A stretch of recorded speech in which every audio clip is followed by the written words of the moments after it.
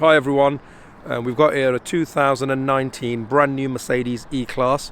We've installed a Pandora Mini BT alarm and immobiliser system, and the customer has gone for our optional anti-hijack system, which basically means if the tags are removed from the car while the car is running, the immobiliser will activate and bring the car to a safe stop.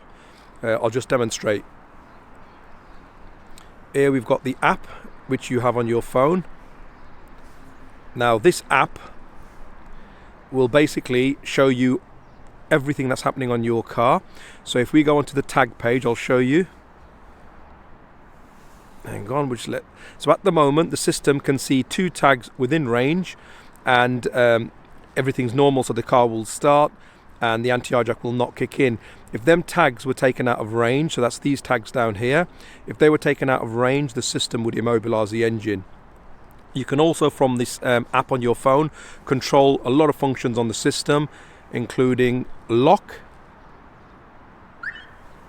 the doors and turns the alarm on, and unlock. So this app and the tags basically control everything on the alarm system. If you've got any questions, feel free to give us a call. Thanks for watching.